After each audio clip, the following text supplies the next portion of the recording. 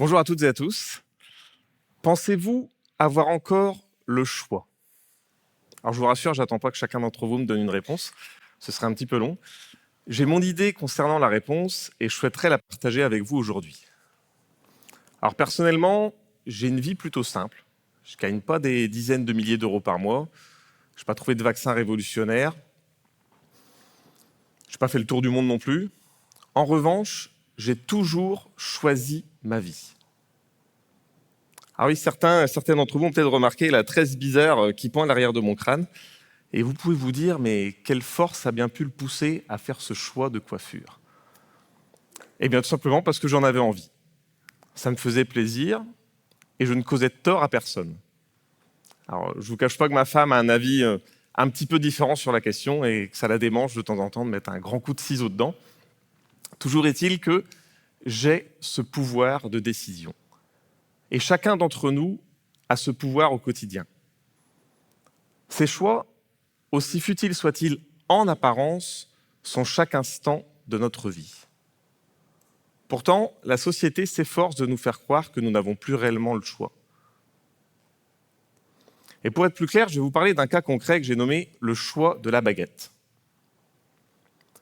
Lorsque vous vous trouvez dans une boulangerie et que vient votre tour, vous est-il jamais arrivé de vous dire « c'est cette baguette-là que je veux ». Vous savez, vous en voyez une qui est un peu plus croustillante, un peu plus blanche, enfin, elle est à votre goût. Et vous espérez qu'on va vous la donner, mais vous ne dites rien. Avec un peu de chance, vous obtenez l'élu, sinon vous repartez avec une très légère déception. Donc, rien de bien grave, hein, mais déception quand même. Alors dites-moi, qu'est-ce qui nous empêche de demander cette baguette? Ça va prendre quelques secondes de plus, on ne va causer de tort à personne, et puis nous payons cette baguette. Il est légitime de pouvoir la choisir. Mais non, nous laissons quelqu'un d'autre choisir à notre place. Et ce concept du choix de la baguette peut s'appliquer à de nombreux domaines de notre vie. Demander une table près de la fenêtre dans un restaurant, se teindre les cheveux en bleu, refuser de se rendre à une cousinade, ou n'importe quel repas de famille, hein, mais je suis à peu près sûr que vous voyez de quoi je parle. Dans ma jeunesse, comme beaucoup d'entre vous, j'en suis sûr, on m'a dicté mes choix. Visiblement, tout le monde savait plus ou moins ce que je devais faire de ma vie. En l'occurrence, me concernant, c'était rien. Je me souviens avoir entendu très souvent « mais qu'est-ce qu'on va faire de Romain ?» Alors, on aurait pu me consulter un peu plus pour commencer. Alors, je n'en veux à personne, en toute sincérité. C'est ainsi, dès notre plus jeune âge, la société nous habitue au concept que nous n'avons pas réellement le choix. C'est plus simple pour tout le monde, ou du moins pour ceux qui, eux, veulent choisir pour les autres. Alors très vite, j'ai compris que je ne laisserais personne décider à ma place. Je choisirais ma vie. Et c'est ce qui m'a mené, sans diplôme, à gérer des opérations de sauvetage en mer, publier 15 romans ou diriger une agence de communication. Et tout ça en cassant la boucle des croyances. Casser la boucle des croyances. Alors le terme est un petit peu barbare comme ça, donc je vais être un peu plus clair. Par exemple, je pense que tout le monde peut écrire un roman. Alors attention, je ne dis pas que tout le monde peut écrire un bon roman et le publier chez un éditeur. Je dis que tout le monde est capable d'apprendre à écrire un roman.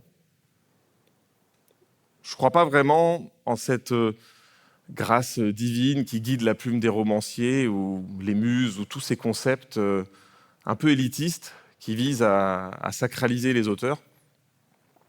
Dans ma jeunesse, j'étais pas un élève assidu.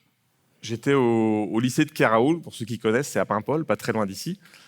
Et je me souviens que mon cousin me rapportait que ma professeure de français se moquait de moi auprès des autres classes. Elle parlait de mes mauvais résultats, des erreurs que je faisais. Donc il devait y avoir une espèce d'objectif pédagogique un peu obscur quand même, quoi. Mais toujours est-il qu'en effet, je n'aimais pas l'école, du coup je ne travaillais pas et j'avais de mauvais résultats. Donc c'est assez concret, j'ai été pris dans cette boucle de mauvais élèves. Ainsi, quand quelques années plus tard, j'ai partagé l'idée d'écrire un roman, les préjugés ont vite pris le pas. Et le verdict fut sans appel, « Romain, tu n'y arriveras pas ». Ma scolarité ne me permettait pas ce choix. Alors je suis breton, donc je suis têtu. Donc j'ai quand même décidé de tenter l'aventure, parce qu'encore une fois, je faisais de mal à personne, pas même à moi-même. J'ai voulu tenter. Ça m'a demandé beaucoup d'efforts, hein, évidemment, j'avais un peu de retard à rattraper. Mais lorsque mon premier roman fut publié, les réactions furent variées. Étonnement, c'est compréhensible quand même, c'est légitime. Joie, jalousie. Personnellement, je n'en ai retenu qu'une seule chose. J'avais inconsciemment cassé la boucle des croyances. Mes mauvais résultats scolaires n'étaient pas une fatalité. Auparavant, j'étais pris dans cette boucle de mauvais élèves. Du coup, je ne travaillais pas. J'avais des mauvais résultats. Une espèce de spirale de la loose, un petit peu, quoi, où je me gamellais à chaque fois. Et quand j'ai publié ce roman, en fait, c'est quand j'ai fini d'écrire ce roman. Parce que finalement, le fait qu'il soit publié par un éditeur, c'était la cerise sur le gâteau. Mais c'est surtout le fait d'avoir réussi à l'écrire, d'avoir achevé quelque chose. Je me suis rendu compte que j'étais pas un bon à rien. Et d'un coup, ma vision de la vie a changé. Et j'ai réalisé qu'il était crucial, voire même vital, d'abattre les barrières qui nous dictent ce que nous pouvons ou ne pouvons pas faire. Il y a tant de choses en fait qui sont possibles dans la vie. On peut très bien être petit et jouer au basket, avoir 14 ans, faire du tricot ou de la couture, décider de commencer un sport ou tomber amoureux à 70 ans. Alors vous allez me dire, on ne choisit pas de tomber amoureux. Et oui, en somme, je pense que c'est vrai aussi. Par contre, on peut choisir de se mettre des barrières pour ne pas tomber amoureux. Ainsi, tous ces événements dépendent des choix que nous faisons. Alors parfois, il est plus simple de laisser d'autres faire les choix à notre place. Là-dessus, je le fais également. Ça nous demande moins d'efforts. Et puis, nous nous sommes confortés, parfois inconsciemment, dans l'idée que nous n'avions plus réellement le choix. Mais c'est faux. En fait, il faut penser à ce qu'on appelle notre écologie, ce qui est bon pour nous et notre entourage. Et faire un choix, c'est aussi savoir dire non. Enfant, nous savons très bien dire non. S'il y a des parents dans la salle, je pense qu'ils voient très bien de quoi je parle. Pourtant, la vie nous fait perdre peu à peu cette faculté innée. Ainsi, faire un choix, c'est parfois refuser certaines contraintes quand rien ne nous oblige à les accepter. Dans une précédente carrière, j'ai refusé une promotion. On me proposait plus d'argent, plus d'avantages, tout ce qui va avec une promotion. Le choix était très simple pour moi. J'ai refusé cette promotion. Toute ma hiérarchie m'a immédiatement convoqué et personne n'acceptait ma décision. On m'a expliqué que ce type de promotion ne se refusait pas, que personne ne faisait ça. J'ai rétorqué qu'on me la proposait, donc j'étais libre de dire oui ou non. C'est assez simple comme concept pourtant, mais bon. Toujours est-il que pourquoi j'ai refusé cette promotion ? En fait, j'ai pensé à ce qui était bon pour moi et ma famille. Je ne cherchais pas l'argent ou la gloire, mais le bien-être et l'équilibre. Et je sais pertinemment que je n'aurais pas eu avec cette promotion. Ainsi, faire un choix, c'est parfois refuser. Nous avons le droit de refuser. Et si cela ne cause de tort à personne, il n'est pas nécessaire de nous justifier. Cette notion-là aussi est très importante. La société nous incite à suivre le mouvement et à prendre le moins de décisions possible. Ainsi, lorsqu'on fait un choix qui sort de l'ordinaire, on peut se sentir obligé de se justifier. On va prendre un petit cas concret. Imagineriez-vous un seul instant vous rendre dans un magasin de chaussures, passer la porte d'entrée, rester sur l'espèce de grand paillasson rectangulaire qu'il y a à chaque fois, et demander à la vendeuse d'aller vous chercher une paire à votre taille, qu'elle choisira elle-même. Elle vous ramène le modèle qu'elle souhaite, vous payez, vous partez. On est d'accord que c'est complètement aberrant. Personne ne ferait ça. On veut choisir nos chaussures. Pourtant, dans d'autres circonstances, souvent plus fréquentes, et tout aussi importantes justement parce qu'elles sont plus fréquentes, nous laissons d'autres prendre les décisions à notre place.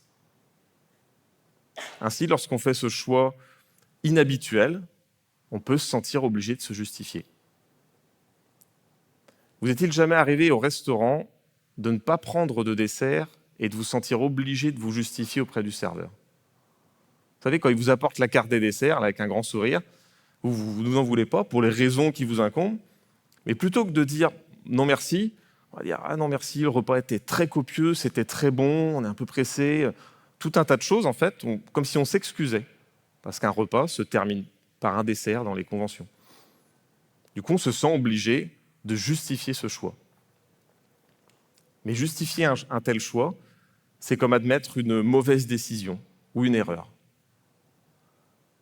Ainsi, pour ne plus subir les événements de la vie en permanence, je vous propose de garder à l'esprit 3 points cruciaux. Cassons la boucle des croyances. Ne faisons pas les choses uniquement parce que tout le monde fait ainsi. Il y a parfois d'autres possibilités. Osons dire non. Quelle que soit la situation, je suis convaincu, si nous le souhaitons, qu'il est toujours possible de refuser. Et enfin, ne nous justifions pas en permanence. Nos choix n'appartiennent qu'à nous. Quand vous sortirez de cette salle tout à l'heure, quand vous rentrerez chez vous, vous serez dans la voiture ou dans quelques jours, vous serez tranquille, je vous invite à prendre un petit moment et vous demander s'il n'y a pas certaines choses que vous souhaiteriez faire, que vous avez toujours voulu faire, mais que vous écartez naturellement parce que la société, votre entourage ou toute autre raison vous fait croire que vous ne pouvez pas le faire, que ce choix ne vous appartient pas ou qu'il ne vous appartient plus. La vie n'est qu'une succession de choix. Et si nous les faisions nous-mêmes ? Merci de votre attention.